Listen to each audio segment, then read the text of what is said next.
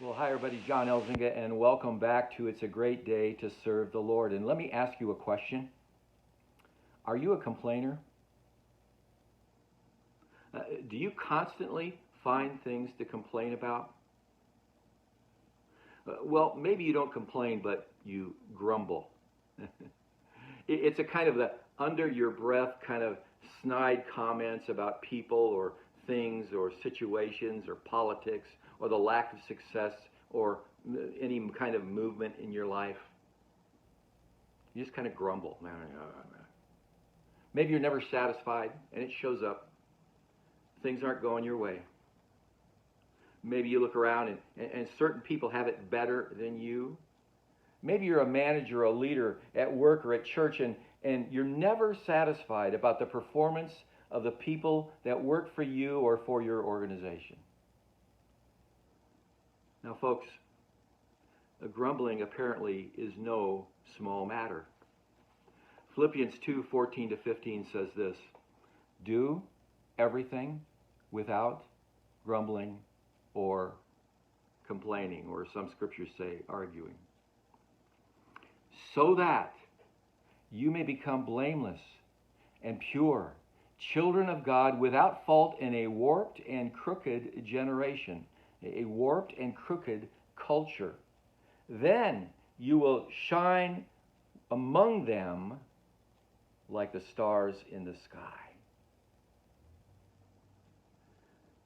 Folks, the problem with complaining and grumbling, it is a blatant disregard for what God is or may be doing. And yet, even knowing that, we keep grumbling and complaining. It's addictive. One person complains or grumbles or argues about this thing, and then another person jumps on that, and another person jumps on that, and pretty soon it builds and builds and builds, and you have a collection of people who are complaining and grumbling. The mark of the Christian is to trust in the sovereignty of God, to trust that God is in control, to know that He does things completely differently than the way we do things. And so we may not see it, we may not understand it, we may not know why, but He's doing something. The Israelites were no different. In fact, they majored on grumbling as they wandered through the wilderness.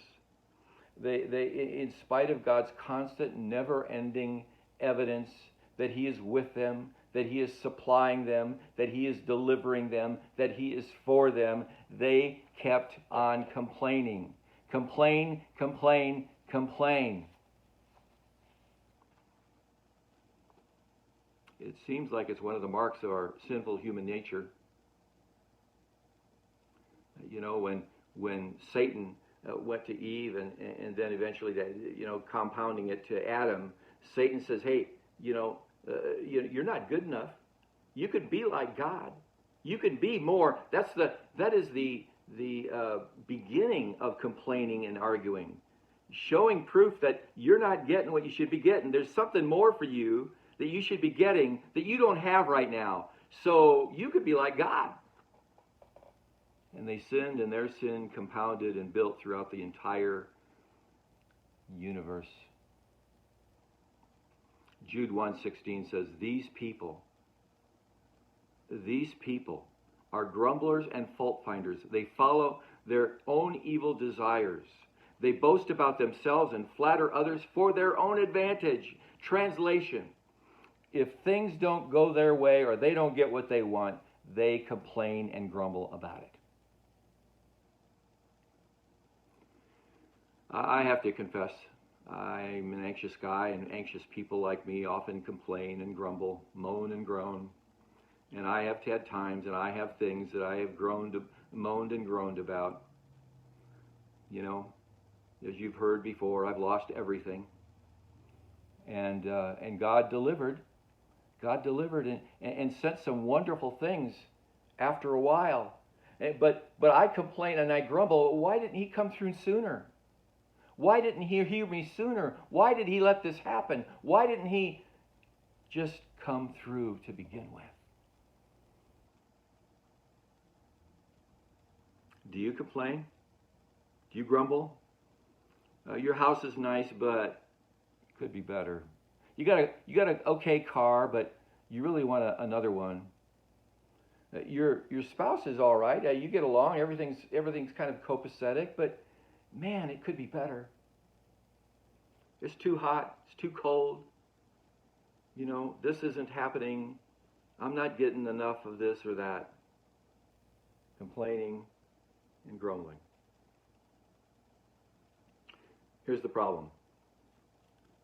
Grumbling or complaining in view for all to hear, for those around us, casts a shadow on the light that we're supposed to shine, the light of Jesus Christ. It casts a shadow on people who are already lost and confused and in the darkness.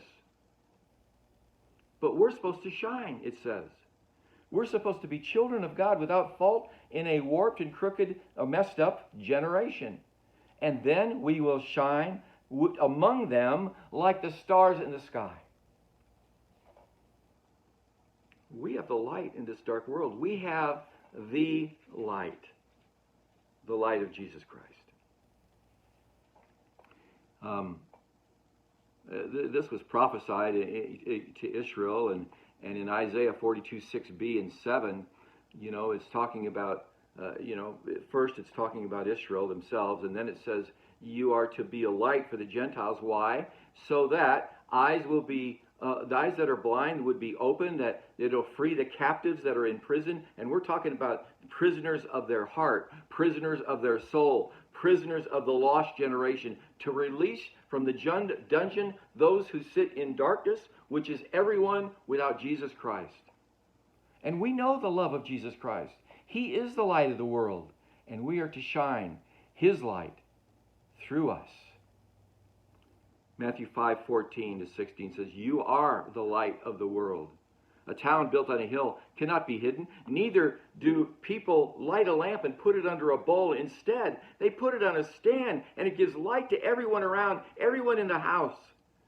And in the same way, your light should shine before others, so that they may see your good deeds and glorify, most importantly, glorify and capture, get to see, understand, have faith in, believe in our Father in heaven.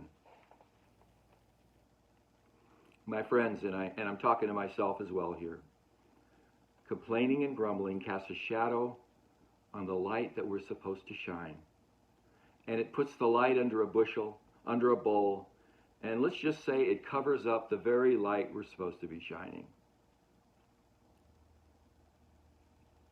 My challenge to you is to shine like the stars, light up the night, show the way forward. And folks, let this day, let this week be a week in which you shine the love of Jesus Christ into the lives of others without grumbling or complaining. My folks, if you have supported this effort, this channel, I appreciate it. If you would like to support it, there's a link down below. But God bless you, and remember, it's a great day to serve the Lord.